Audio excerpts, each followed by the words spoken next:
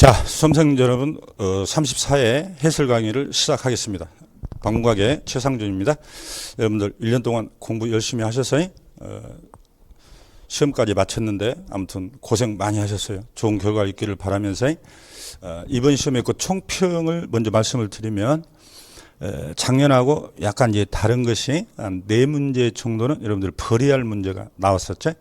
그러니까 그동안에 출제가 안 됐거나 다른 과목과 관련된 내용들이 우리 실무에서는 가끔 이렇게 도깨비처럼 나옵니다. 그런 걸 버려도 요약서, 필수서 이런 걸로 정석대로 공부하신 분들은 아마 80점대를 맞아야 돼요. 이것은 80에서 90 사이. 만약 4개 버렸을 때 우리 법령이 지금 24문제가 나왔습니다.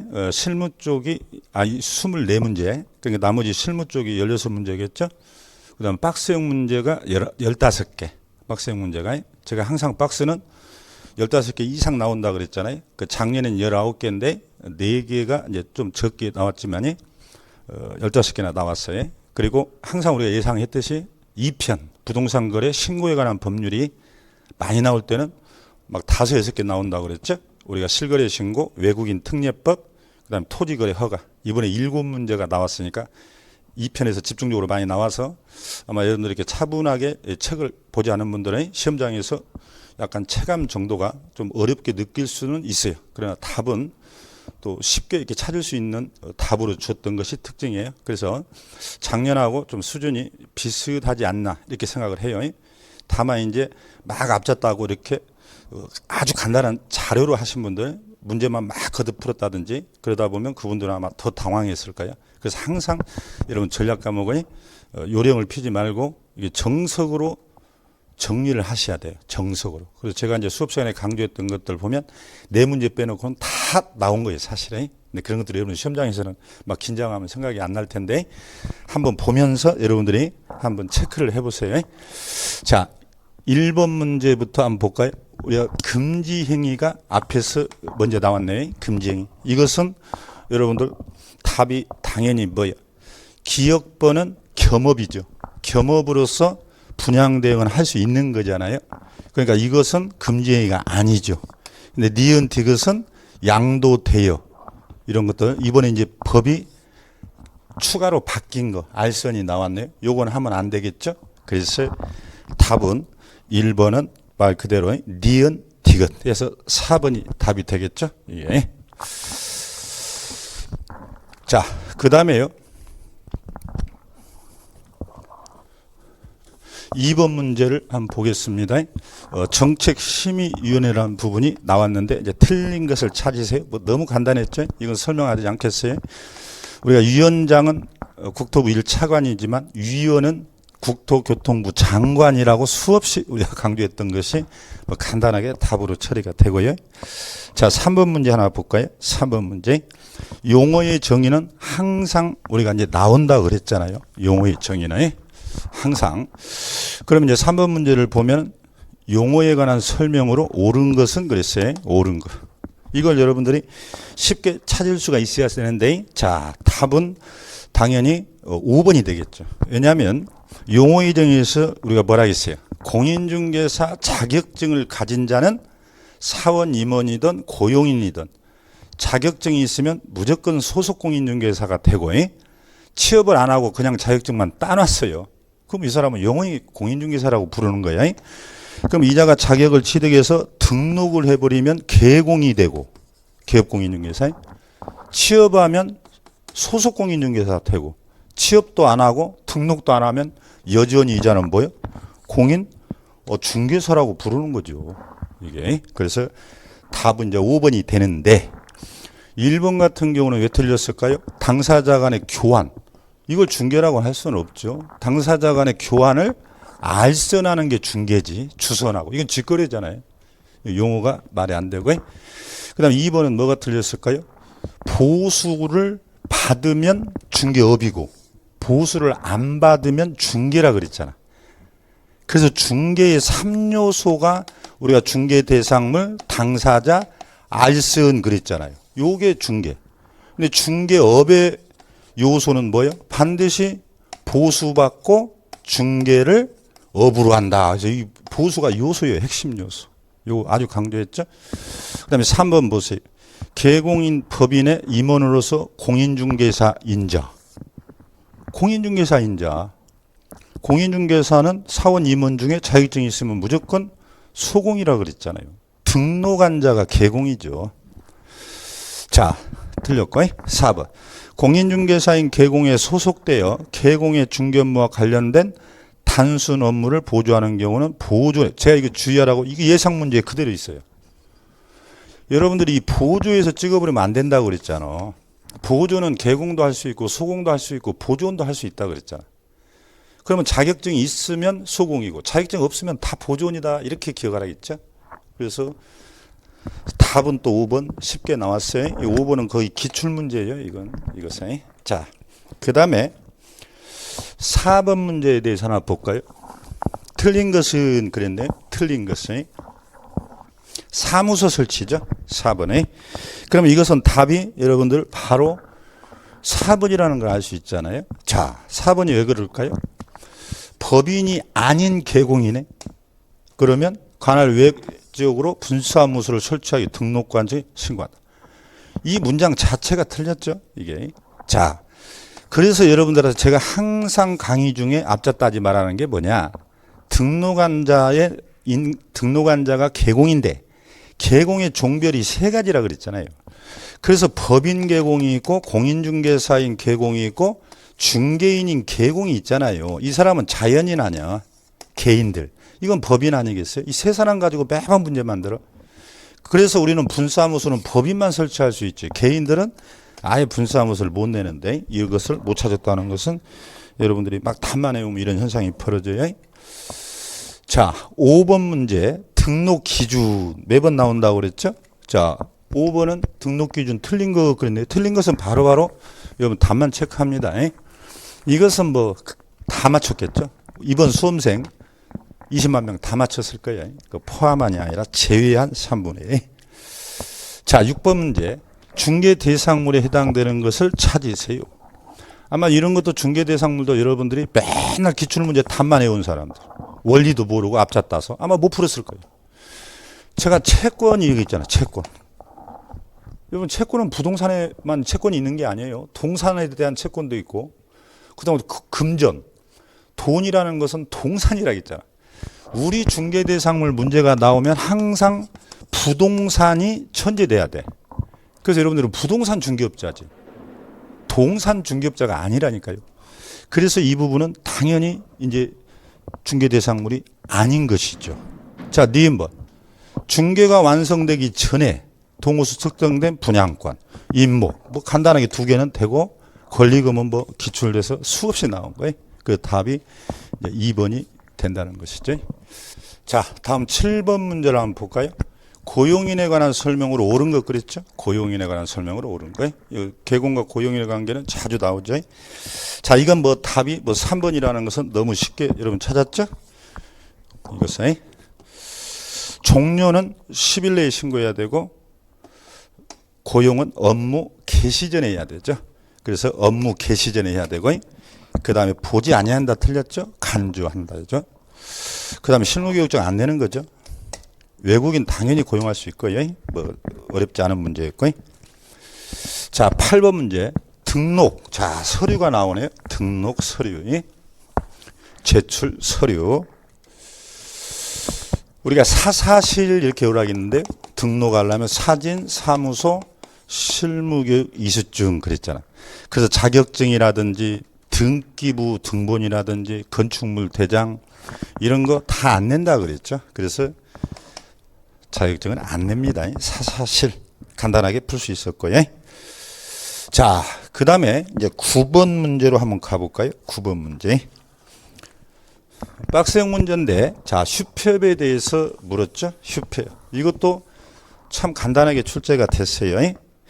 자, 이거 슈폐에 대한 설명 중 옳은 거 그랬네요. 자, 분사무소나 주사무소나 처음에 슈폐업 신고할 때는 다 신고 확인서 등록증 첨부해야 됩니다. 그래서 방문만 허용된다. 이렇게 연결을 하겠잖아요. 그래서 기억번은 맞는 얘기. 그 다음에 휴업은 원래는 6개월을 초과해서 할 수 없었죠. 그러나 부득이한 사유. 부득이한 사유, 징집이라든지 뭐 요양, 임신 이런 경우는 6개월을 초과해서 할 수 있었죠. 맞는 얘기. 업무정지 받고 폐업을 했어요. 그럼 업무정지 기간이 지나지 않았다. 여러분 업무정지 받자마자 폐업했어요. 이거 많이 나온다 그랬잖아. 다 우리 예상 문제로 제가 다 풀어준 거네 사실은. 업무정지 기간 중은 결격으로 본다 그랬잖아요. 폐업을 했어도. 결격자가 어떻게 등록할 수 있겠어요? 안 되겠지. 그래서 답은 기억, 니은 해서 답이 이제 2번이 되겠습니다. 2번. 그 다음에 이제 10번 문제로 가볼까요? 10번 문제. 인장 등록, 이것은 20만 수험생이 다 풀었죠. 이런 것은. 여기는 바로 5번이 변경 등록은 뭐 7일 해가지고 7일. 자, 11번 문제로 가겠어요. 자, 중개사무소 이전입니다. 중개사무소 이전에 관한 설명으로 역시 이제 틀린 거 그랬잖아요. 이게 5번이 답이죠. 자, 공인중개사인 개공 이전 신고서를 제출할 때 등록증을 첨부하지 않는다. 자, 우리가 이사 등 그랬잖아. 이사 등. 이전할 때는 사무소 확보 서류하고 등록증을 반드시 첨부하라 그랬죠. 등록증을. 그래서 이사 등 이렇게 외웠어야 돼요. 나머지는 아주 간단했었죠. 여러분들이. 자, 사무소. 우리가 매번 한 문제씩 나온다는 부분 또 나왔죠. 자, 12번. 중개계약에 대해서 나왔죠. 중개계약. 우리가 거래계약이냐 중개계약이냐죠. 이거 구별 못 하신 분들은 안 계시죠. 중개계약, 거래계약. 그래서 이제 12번 문제 같은 경우는 자, 중개계약에는 일반 중개와 전속 중개가 있는데 일반 중개 특징은 딱 두 가지만 제가 기억을 하고 매번 반복했네. 여기는 보존기간이 없다. 서식은 있다. 옳은 거 찾기니까 뭐 답을 20만 수험생이 뭐 10초 만에 다 풀었겠죠. 서식은 있으나 사용할 의무가 없다. 요것으로 헷갈리지 마라 그랬죠. 두 개. 주로 이제 전속에서 많이 내는데 이번에는 일반을 갖다가 답으로 바로 해결해 버렸죠. 그 다음에요.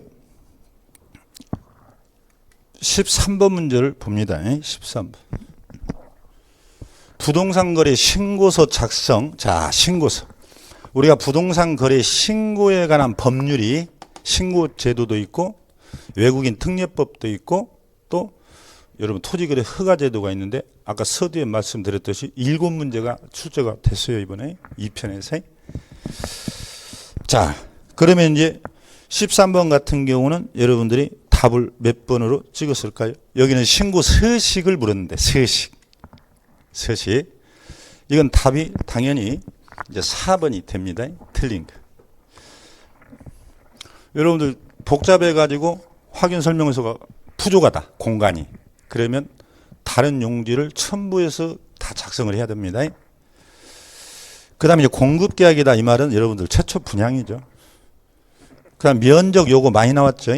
우리가 이제 집합 건물은 전용 면적을 이제 쓰고 그 밖의 건축물은 연면적이잖아.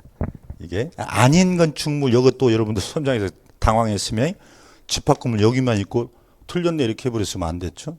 이런 것은 여러분들이 서두르면 안 돼. 자, 여기는 분양 전환을 체크를 해야 되는데 분양 전환. 5년 후에 이 아파트는 분양 전환된다. 그거 체크해야 됩니다. 이때는 사업자가 임대주택 사업자가 법인이야 돼요. 법인. 개인 사업자들은 이거 체크할 필요 없어요. 그래서 법인 사업자 그래야 됩니다. 그래서 4번이 틀렸어요. 여러분들이 필수서나 요약서나 기본서에 보면 다 이걸 확인할 수 있습니다. 답은 4번이 되겠고요. 자, 14번 문제를 볼까요? 중개대상물 확인 설명. 자, 확인 설명에서 매번 한 문제씩 나온다 그랬죠? 자, 14번을 보시면 틀린 거. 이것도 너무 우리가 예상 문제로 다뤄본 거.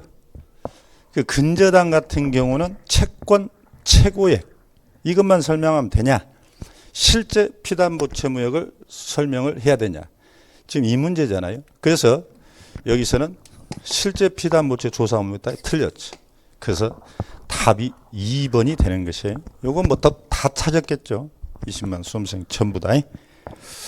14번은 2번으로 이제 답이 돼요. 우리는 채권 최고액만 설명하면 된다. 이렇게 했었죠. 나머지는 상관없어요. 다 지금. 자, 그 다음에 15번. 손해배상 책임 보장에 관한 것. 자, 손해배상 책임 보장. 업무 보증 설정 제도 작년에도 재작년에도 계속 한 문제씩 나온다고 그랬죠. 자, 여기 보면은요. 일단 틀린 것을 또 찾으라 그랬으니까 틀린 거. 아마 4번은 여러분들 제재를 물었어요. 자, 제가 항상 뭐라 했죠? 이 보증 제도가 나오면 두 가지 제재를 기억을 하겠잖아. 임치죠. 원래는 보증 설정을 안 하면 임의적 등록 취소. 그 임치는 임금, 겸업, 미달이, 육보전 이렇게 그랬잖아. 보. 근데 설정을 했어요. 중개가 완성된 이후에 보증 서면을 또 제시해야 교부해야 되잖아요. 설명하고 보증 설정 증서 사본을 교부해야 된다 이렇게 돼 있거든. 그거 안 하면 과태료 100이죠. 근데 여기서는 뭘 물었을까요? 조치를 안 했다는 것은 설정을 안 했다는 거죠. 임치에다가 답을 적어야 돼. 임치. 그러면 임치는 재량적 취소니까 항상 뭘로 대체가 돼? 업무정지 대체가 된다고 그랬잖아요. 근데 업무정지 안 됐다 하셨으니까 4번이 답이 되는 것입니다. 자, 그렇게 하면 되겠고요. 그 다음에요. 16번. 명칭 및 등록증 개시. 여기도 꼭 한 문제씩 나오는데 여러분 점수를 주려고 한 거죠. 그 요 부분 같은 것은 그냥 뭐 다 맞췄을 것 같아요. 또 수도권의 모든 수험생이. 원래 우리는 사무소 명칭에다가 공인중개사 사무소 또는 부동산 중개 둘 중에 하나를 선택해서 반드시 써야 되죠. 근데 부칙 6조 2항 중개인이라는 자는 뭐예요? 이 자는 자격증을 못 땄다 그랬잖아. 자격증 없는 개업공인중개사.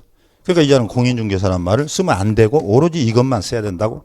이것도 여러 번 나온 거예요. 이런 것들은 우리가 쉬운 문제로 지금 다 보고 있단 말이죠. 자, 17번 교육 문제. 교육. 우리가 교육하면은 실무교육, 연수교육, 직무교육, 예방교육 있죠. 근데 이 교육도 사실은 뭐 쉽게 나왔는데 약간 응용했죠. 보면. 자, 이것은 답이 뭐 3번 연수교육을 얘기했죠. 연수교육은 2년이 되기 2개월 전까지 일시 장소 등을 대상자에게 통지해야 된다. 이거 뭐 전혀 하자 없잖아요. 근데 폐업 후 400일이면 1년이 지나버렸죠. 1년이 365일이라는 거 모르는 분 안 계시겠죠. 1년 지나버렸네. 그럼 다시 등록을 하면 당연히 받아야 되죠. 보조원, 직업 윤리죠. 윤리. 이건 마음의 때만 베낀다 그랬잖아. 서너 시간이 틀렸고. 그 다음에 중개 및 경영실무 교육시간 36시간. 우리는 36시간 없죠. 연수교육은 12시간 내지 16시간. 실무교육은 28시간 내지 32시간이잖아. 없죠. 틀렸고. 그 다음에 예방교육 나왔네. 예방교육은 7일이 아니라 10일이죠. 10일. 일시장소 등을 10일 전에. 자, 또 한 군데 틀렸어요. 뭐 여기서 다 답을 찾았겠지만 교육 대상자에게 통지해야 된다. 이게 아니에요. 공고 또는 대상자에게 통지. 이렇게 나와야 돼요. 그래야 정확히 맞아요. 전에는 이렇게 나왔고 틀리게 했거든. 그래서 두 군데가 틀려 있어요. 답은 3번이. 자, 18번 문제입니다. 예치제도가 작년에 안 나왔으니까 올해 당연히 나올 거라고 저 예측했잖아요. 다. 그래서 우리가 이런 문제들을 단원별에서 다 다뤄준 거. 우리가 예치제도가 나오면 예치 명의자하고 예치 기관하고 헷갈리면 안 돼요. 장소 어디다 예치할 거냐. 예치 기관은 금공신 등 이렇게 예시로 외워보라 했죠. 근데 여기서는 이제 예치 명의자를 물었잖아. 누구 이름으로 통장을 개설할 거냐. 개공 또는 개공이 들어가죠. 또는 은공신 보전 채 그래야죠. 그러면 여러분들 뭐 답은 딱 나왔죠. 은공신 보자 있네. 보자. 그 다음에 은공신, 신탁업자 있네요. 이 두 개는 또 여러분 득보잡이잖아, 득보잡. 이 두 개가 빠져야 되겠죠. 그래서 은공신 보존체만 외우면 쉽게 맞출 수 있었어요. 답은 2번이. 그래서 이런 문제 때문에 작년하고 수준이 비슷하다 이거예요. 그래서 정석대로 하신 분들은 이 박스 문제 15개도 쉽게 정리가 됐을 거예요. 자, 이제 과태료 부과 기준. 이것이 지금 한 10년 만에 한 번 나온 거예요. 이제 이런 건 버렸어야 돼. 저도 이거 설명 안 했어요. 여러분 이거 외우라고 해도 못 외우거든. 과태료에 대한 기준이 한 60개 돼요. 이런 건 이제 버려야 할 것이라는 것이지. 그래서 아무튼 답은 이것은 1번이 돼요. 1번. 이게. 그러니까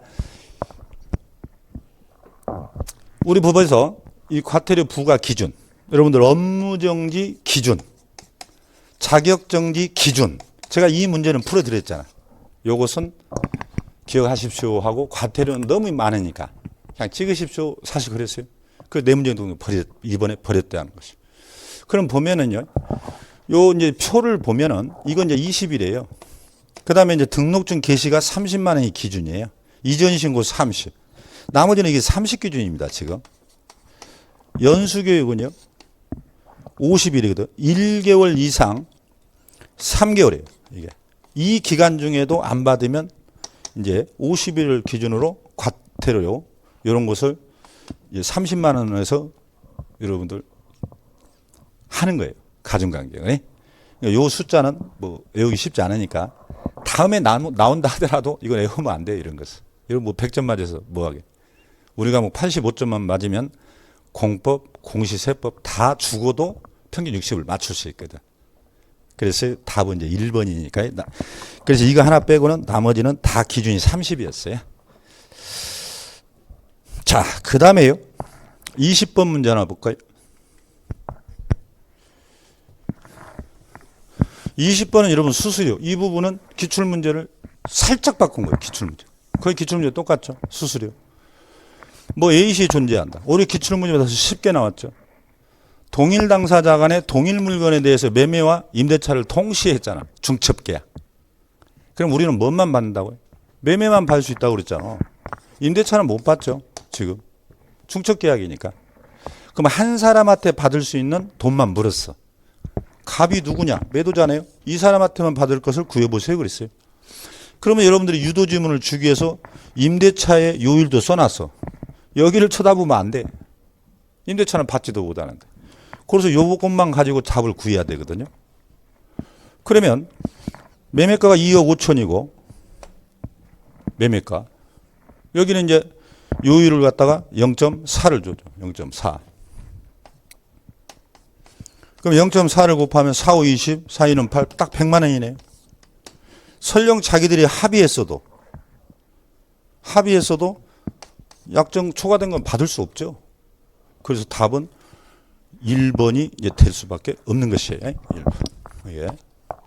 그 요율표가 이제 여기에 나오잖아요. 요율표가. 그 0.4로 하셨어야 돼. 임대차는 볼 것도 없어요.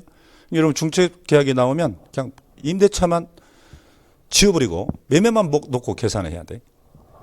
그리고 또 하나 주의할 건 제가 항상 뭐라 하겠어요. 양쪽에서 받냐 한 사람 거냐 이렇게 묻잖아. 근데 문제를 쉽게 내려고 200만 원이 없어요. 만약에 여러분들 여기다가 200만 원 써놨으면 둘 중에 하나를 많이 찍었을 거예요. 이게. 근데 쉽게 내려고 200도 안 들어가 있잖아. 그러면 한 사람 꺼내. 이렇게 찍은 사람도 있을 거예요. 그거 주의하셔야 되고. 자, 그 다음에 이제 21번 문제를 볼까요? 소공에 대한 금지행위. 소공에 대한 금지행위. 거기 보시면 21번. 공인중개사 명칭을 사용. 소공은 자격증 땄잖아요. 변호사가 변호사라고 하는 거지. 세무공무원이 세무공무원이라고 하는 거고. 자기 신분을 밝히는 것은 보조원이 공인중개사라고 써버리면 안 되겠죠. 근데 얘는 할 수 있죠. 금지행위에 해당이 안 되죠. 표시광고는 개공입니다. 개공이 이제 표시광고. 여러분 전단지 광고에 명소, 연, 등, 성 이렇게 외우라 있잖아. 연, 등. 성은 누구의 이름이요? 개공의 성명이라고 돼 있잖아. 그럼 소공을 명시해도 되느냐 안 되느냐는 다툼이 있어요. 그걸 묻는 게 아닙니다. 지금 보조는 아예 명시하지 말라고 돼 있고 표시광고를 누구의 권한이냐 이걸 물은 거예요. 그러니까 소공은 단독으로 지가 할 수 없습니다. 그 다음에 디귿번 매매업은 소공뿐만 아니라 사원, 임원, 개공 모두가 다 매매업이 안 돼요. 그 다음에 시세 이것 역시도 금지행위로서 모두가 안 되는 거예요. 방해행위 그랬잖아. 그래서 니은 디귿 니을 이렇게 정리를 하는 것이 그 답은 4번이 됩니다. 자, 그 다음에 22번. 자, 이건 제가 예상 문제로 뽑아줬네. 지금 이번에 이 기준이 특이하게 아까 과태료도 나왔잖아. 가장 적은 금액 찾으라고. 근데 이 자격정지 또 나왔어요. 이건 제가 가끔 나오게 이번 예상 문제로 찍어줬지. 그래서 확인서만 찾으라고 그랬죠. 확인서는 3개월 기준. 나머지는 전부 다 2자 들어가는 건 6개월 기준. 딱 찾아보라고 그랬어요. 그럼 여기 2자 딱 들어갔네. 이건 6개월이네. 2자 들어가는 거. 그러니까 확인소, 소, 인, 확 들어갔네. 이게 3개월. 이게 답은 1번밖에 없지. 예상 문제 풀었던 분들은 바로 뭐 1번으로 찍었어요. 답을 바로 찾았겠죠. 그러니까 이걸 외운 분들은 풀었고 못 외운 분들은 못 풀었어요. 여러분 확인서 기억나시죠? 과태료는 제가 하지 마라 그랬어요. 그건 나오면 찍으라고. 왜냐하면 수십 개가 돼버리기 때문에 외우라고도 못 외워. 근데 자격정지하고 업무정지는 외울만 했거든. 그래서 외우라고 그랬었죠. 틀린 분은 좀 아깝겠죠. 자, 여기 1번 답 체크되어 있죠. 자, 그러면 다음 23번 문제를 볼까요? 자, 행정처분 효과 승계는 연속 4년 나왔네요. 31회, 32회, 33회, 34회. 그 제가 매우 강조했었죠. 이게 연속 나오고 요즘 인기 품종이라고 오늘 또 나왔어요. 이번에. 자, 일단 이것은 여러분 답이 몇 번으로 찍으셨나요? 여러분들은? 답은 당연히 5번이 답이 되겠죠. 이게. 왜 그럴까요? 개공이 4월 1일 날 과태료 처분을 받았죠. 그러면 과태료니까 처분일로부터 이게 1년이야지. 그러면 승계되죠. 1년 이내면. 그래서 폐업후에 다시 이자가 신고하고 이날 또 등록을 했죠. 그러면 과연 이게 효과가 승계되느냐 안 되느냐 이 문제 아니겠어요? 1년 이내면 승계돼야죠. 봤더니 4월 1일, 3월 2일이니까 1년 이내네. 그러니까 승계된다 이렇게 해야 돼요. 그 답이 5번이 되는 건데 그러면 1번 하나 볼까요? 자, 폐업 신고한 개공의 중개사무소에 다른 개공이 거기다가 등록했어요. 그럼 승계된다? 말이 안 되죠. 여러분 내가 사무소를 인수했다니까? 그리고 거기다 등록했다니까? 근데 앞 사람이 법을 몽땅 위반해 놨어. 내가 다 덮어 씌운다? 말이 안 되죠. 자, 2번. 정보를 거짓 공개한 사유로 행한 업무정지 처분 효과라고 나오네요. 자, 업무정지니까 처분을 받았죠. 그럼 처분일로부터 1년이라고 있잖아. 1년 이내면 승계해야죠. 처분일로부터. 근데 불복기간이 끝나고 이거 말이 안 돼요. 그래서 여러분들이 기출문제만 막 숫자만 달달달 외워가지고는 이렇게 문제를 못 푼다고요. 이렇게. 그래서 법의 원리를 조금씩 이해를 해야 고득점이 돼요. 여러분 불복이라는 건 뭐예요? 여러분 생각해봐. 내가 자동차 딱지를 뗐어요. 억울해. 그럼 이의신청 하잖아. 이의신청 안 받아주면 뭐예요? 행정심판 하잖아.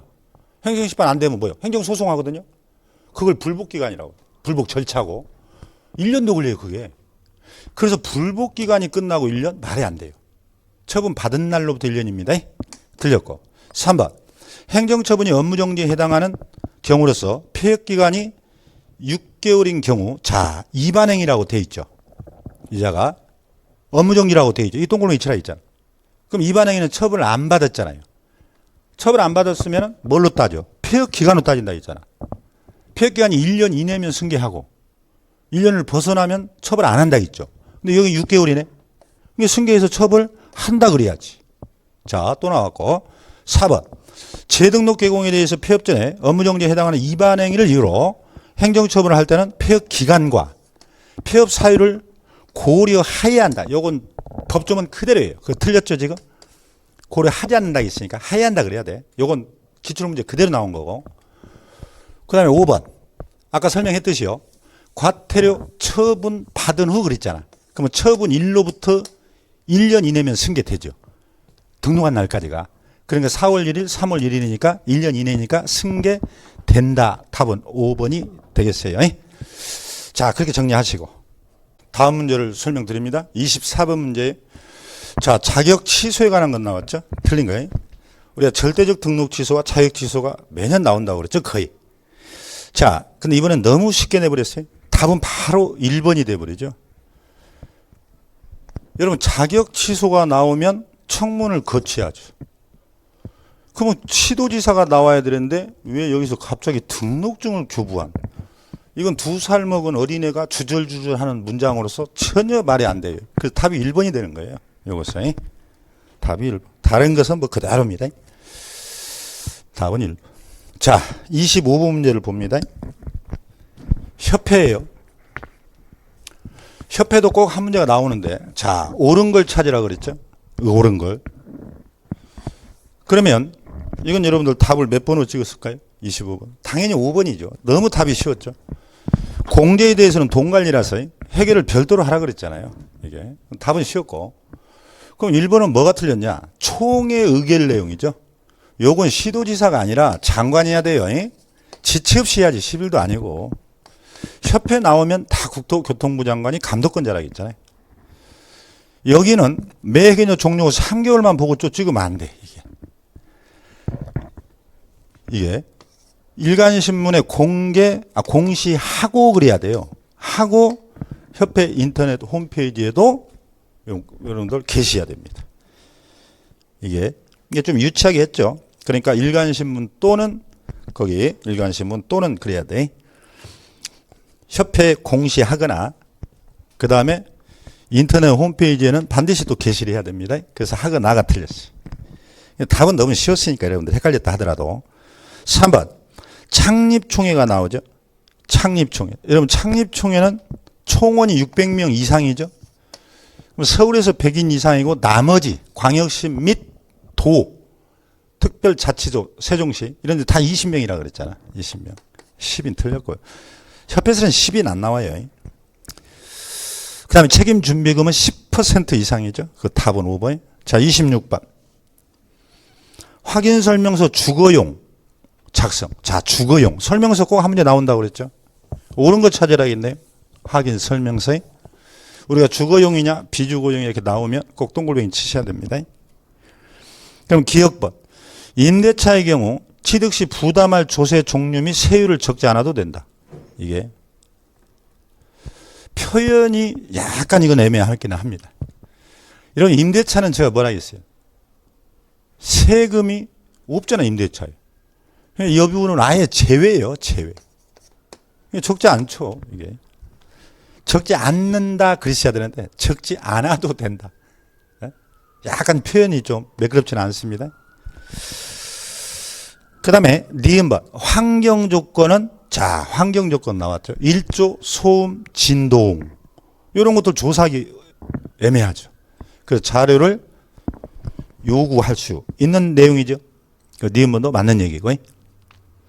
그 다음에 디귿번은 법정지상권의 팩트죠. 유치권, 법정지상권 이런 것은 등급이 안 나오잖아.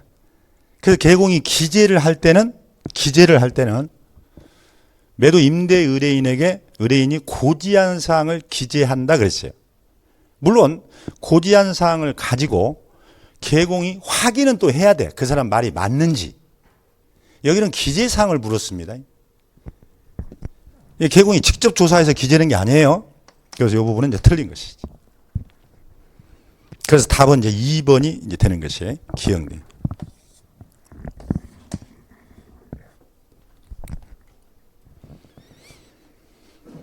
그 다음에요.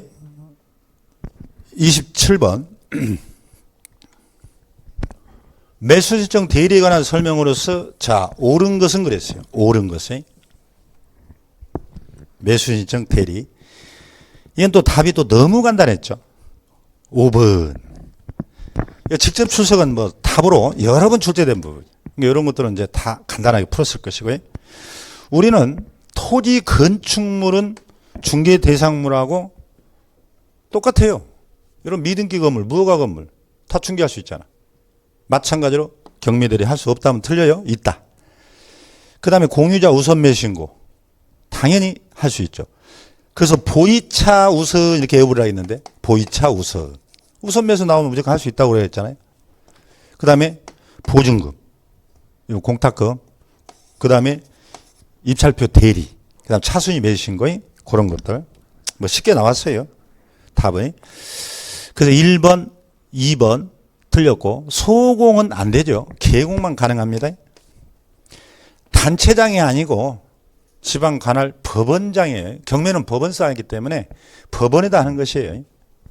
자, 그 다음에요. 28번. 요것은 여러분들이 또 이제 아까 틀려라고 하는 문제가 네 문제가 있다 그랬잖아요. 요것은 뭐 여러분들이 뭐 틀려도 되는 문제예요. 왜냐하면 이것은 지금까지 나오지 않았어요.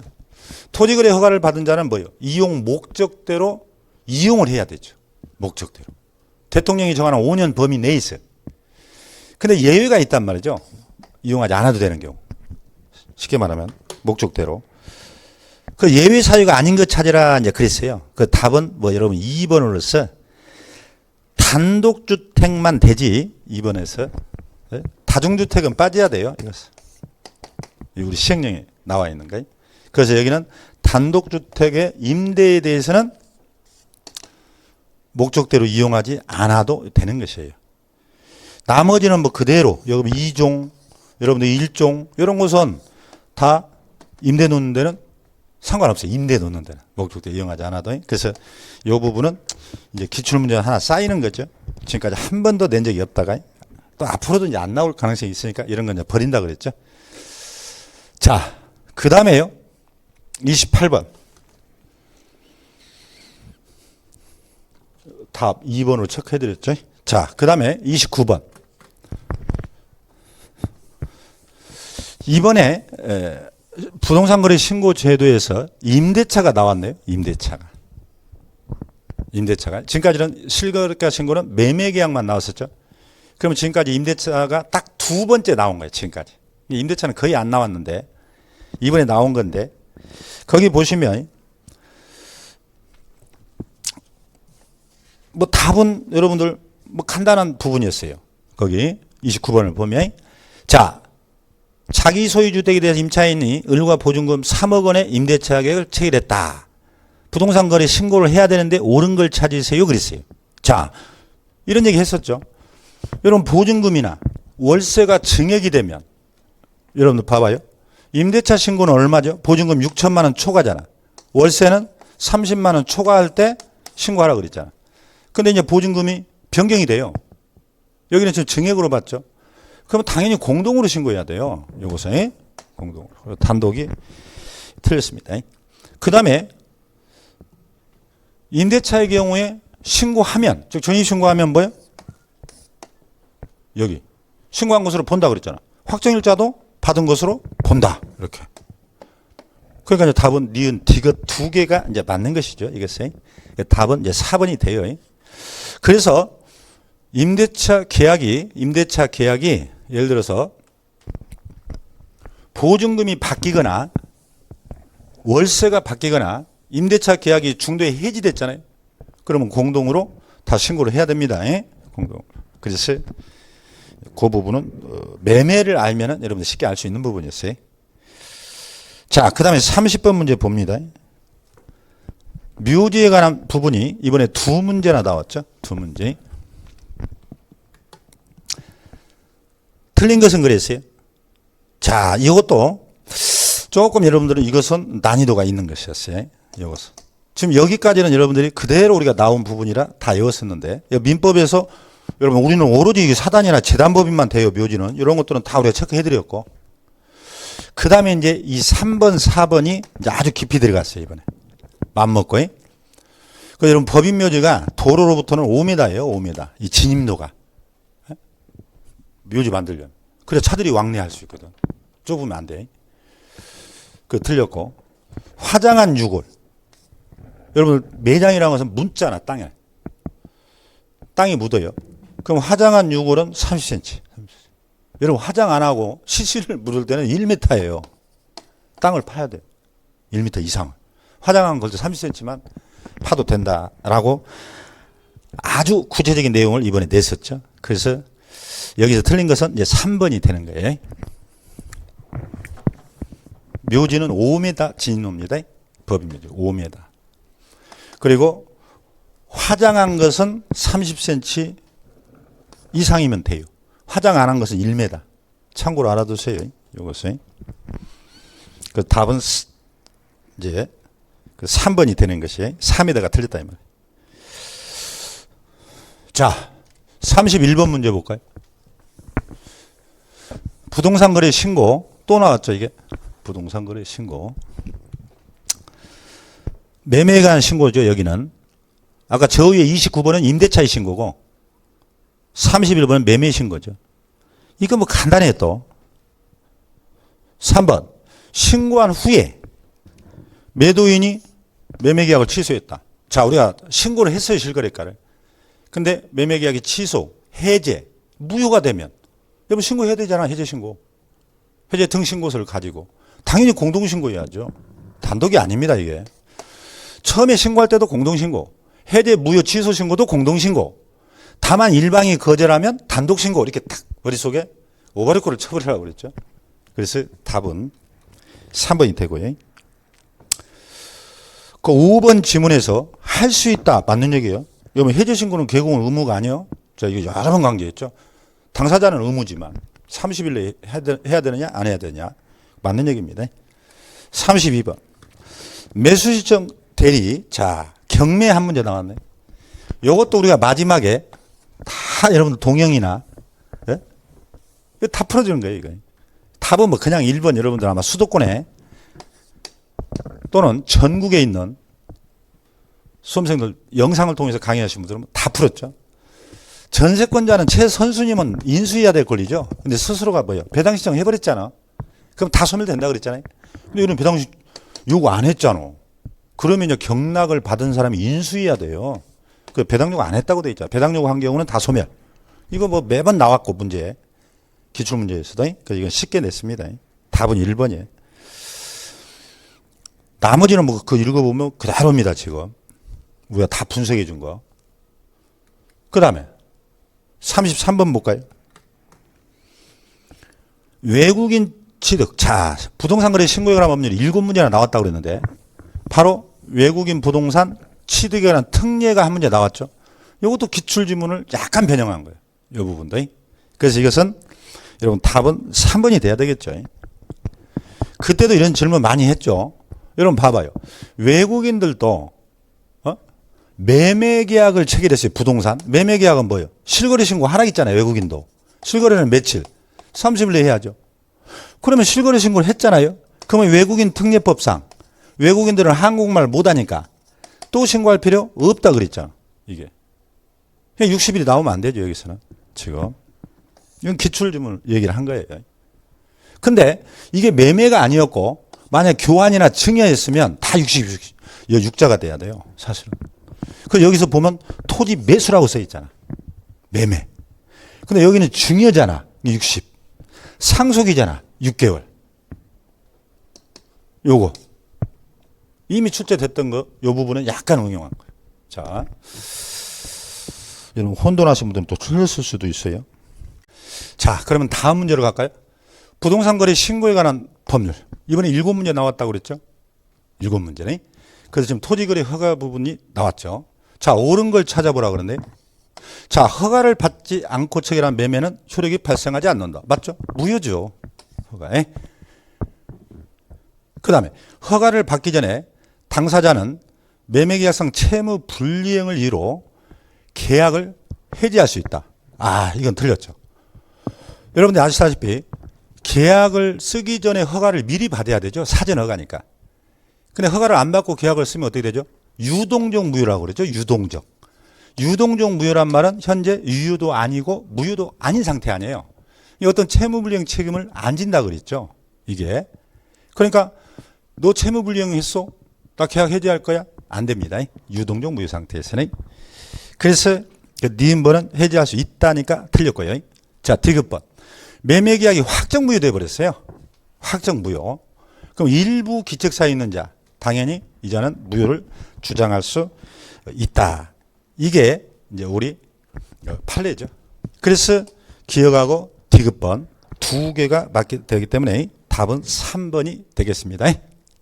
자, 이번에는 35번 문제를 보겠습니다. 포상금 문제. 자, 여러분 우리 부동산 거래 포상금 문제 제가 예상 문제로 풀어드렸죠. 얼마 전에 동영대로 문제 보면 있지. 왜냐하면 우리 공인중개사법의 포상금은 부양무 시채방 표시는 작년에 나왔고 재작년에 나왔단 말이에요. 그래서 이 포상금이 전에 한번 나오고 안 나와서 나올 것 같은 느낌이 들었어. 그래서 이번에 제가 예상 문제를 풀어드렸죠. 제가 어떻게 오라고 했어요? 이거는 가장 거짓말을 잘한 놈에게 포상금 준다 이렇게 오라고 했잖아. 가장 거짓말 잘한 놈. 가장 매매, 가장 해제. 포상금 사유 아니에요? 신고를 했는데 다 거짓을 해버렸지. 요 사람이 이제 포상금 대상이었죠. 그 사유, 가장 거짓말 잘한 놈이. 아마 기억날 거예요. 그런데 포상금은 가명으로 신고해가지고 확인 안 되면 안 준다 그랬죠. 그 다음에 우리하고 다른 게 여기는 접수된 날로부터 2개월이라 있잖아. 우리는 결정일로부터 우리 법은 1개월인데 여기는 접수된 날로부터 2개월. 이거 틀렸고. 그 다음에 디귿번 신고관청은 하나의 위반행위에 대하여 2명이 각각 하면 여기도 최초죠. 균등이 틀렸죠. 이 부분은 우리하고 배분 방법은 똑같아요. 공동신고하면 균등배분, 각각 오면 최초자. 그러면 이제 맞는 것은 기억번밖에 없잖아요. 확인할 수 없는 경우는 포상금을 지급하지 아니할 수도. 이건 예외로 있어. 당연하죠. 누가 신고해놨는데 거짓말로 막 해놓고 이런 허위신고도 막 있을 수 있잖아. 그 다시 확인 절차가 들어가요. 근데 전혀 알 수가 없어. 그러면 안 주죠. 그래서 답은 당연히 4번이 됩니다. 틀린 걸 찾으라 했으니까 니은 디귿이 돼야 돼. 그 다음에요. 36번. 아, 집합금을 나왔네. 요건 버려야 돼요. 근데 여러분들 이게 1, 2차를 같이 하신 분들은 집합금을 및 소유에 관한 법률을 공부하신단 말이에요. 그 특별사법 하신 분들은 그냥 이게 맞췄지. 근데 우리가 이제 거기까지는 설명할 수 없고요. 그래서 아까 버리란 네 문제 중에 한 문제가 바로 이거예요. 우리 법 입장에서. 근데 1, 2차를 같이 하신 분들은 다 맞췄겠지만 일단은 5번이죠. 5번. 여러분들이 5번. 공룡이란 말이 나오잖아요. 공룡. 이게. 그럼 구분수야 전원이어야 되지. 거기에 보면. 그래서 공룡으로 하는 그 부분을 소유한 자만 그것이 아니겠죠. 전체. 그래서 5번이 틀렸습니다. 공룡하는 구분 소유자만이 아니라 구분 소유자 전원이 이렇게. 답이 5번. 그건 뭐 여러분 민법 시간에 나오는 거니까 참고로 아시고. 자, 37번. 주택임대차 보호법에 대한 내용으로 틀린 것은 그랬죠. 뭐 이것도 간단했어요. 우리는 주택 미등기 전세도 준용한다. 이거 여러 번 얘기했죠. 전세권은 적용이 안 되잖아요. 우리는 무허가, 미등기, 이게 채권적 전세라고 그랬죠. 다 적용해 준다고 그랬어요. 그 준용한다. 그렇게 이제 하셔야 됩니다. 그 다음에 니은번.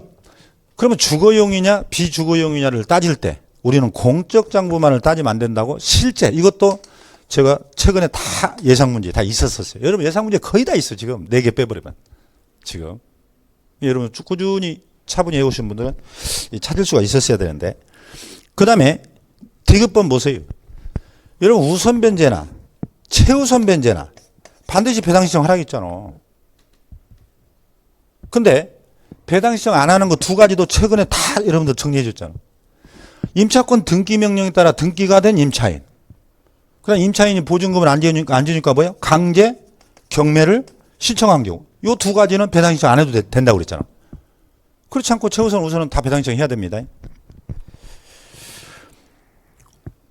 그래서 배당 요구하지 않아도 된다가 틀렸죠. 그래서 니은 디귿이 2개가 틀린 것이에요. 니은 디귿. 기억반 하나만 만든다는 거죠. 자, 그 다음에 38번. 분묘가 아까 2문제 나왔다고 그랬죠. 틀린 것을 찾으라 그랬어요. 자, 기억번. 토지 소유자 승낙에 의하여 성립하는 분묘 기지권의 경우 성립 당시 토지 소유자와 분묘 수호 관련된 지료, 쉽게 말하면 존부에 관한 약정을 했다 이 말이죠. 그러면 그 분묘가 있는 땅을 매수한 자 또는 승계인, 그 사람에게 당연히 미칩니다. 승계인. 이게 당연히 미친다는데 미치지 않는다는 게 틀렸죠. 앞 사람이 다 이미 그 땅에 대해서 분묘 쓸 때 약정을 해놨어요. 1년에 쌀 한 가마씩 주기로. 근데 이걸 갖다 증여받았다든지 승계인이니까.